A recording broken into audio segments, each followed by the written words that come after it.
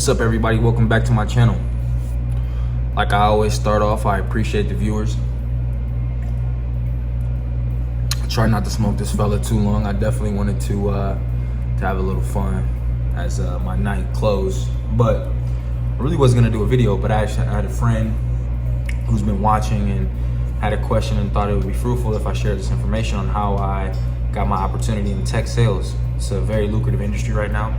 A lot of people are trying to get into the industry, and a lot of questions came around how was I able to get the opportunity pre-COVID and excel and move really fast. So I'll give a few brief things. This video won't be too long, but it all comes down to networking. Like I said, it's not about what you know, it's about who you know.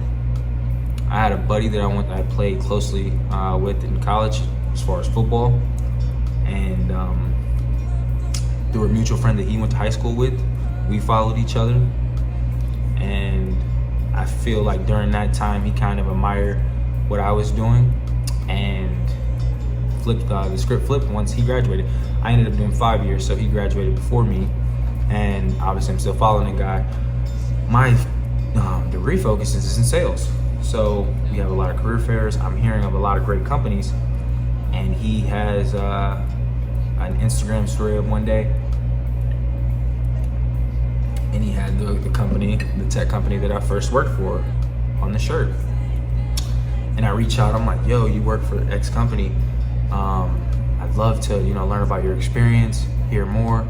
And so he said he'd reach out to me closer to my graduation date. I thought he was BSing, and comes to find out, January, I graduated in May of 2019.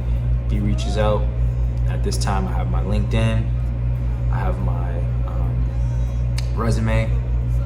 I've made sure that I have my internship.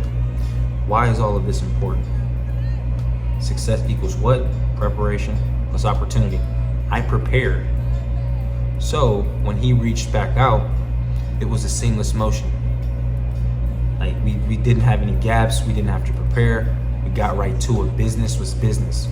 And I understood that. His time was very valuable. He had a great opportunity. I wanted the same opportunity, and I wanted it bad.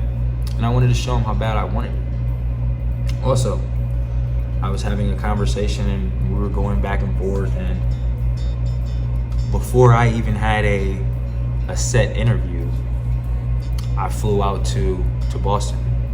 That's where the company was located. Now, I had the mutual friend, which, shout out to him, man. Like, he really allowed me to be able to get the opportunity. I was able to stay at his place for a couple of days. He got me a guest pass before I even was scheduled for an interview. So I got a guest pass. The guy that I was interviewing with ended up being his boss. So when I got into the building, I shook everyone's hand, eye contact. I'm very personable, so I was able to have a conversation with anyone. They loved that. And literally, we were on lunch that day. The recruiter calls me, sets up the interview. So I do the first interview. It's probably like later that week, once I got back to Indiana, because that's where I was at when I was in school. But why is that important? Because you have to be risky. At the time, I was broke in college.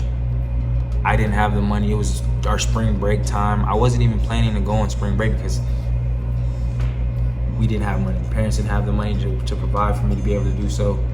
So I tell my mom, I'm like, hey, I'm going to Boston for 3 days for spring break. And she looks for tickets. She finds the cheapest ones, and she literally pulls the money out of her ass. Magic. That's what my mom's good at, though. And because she knew how serious that opportunity was, and she knew how much I wanted it.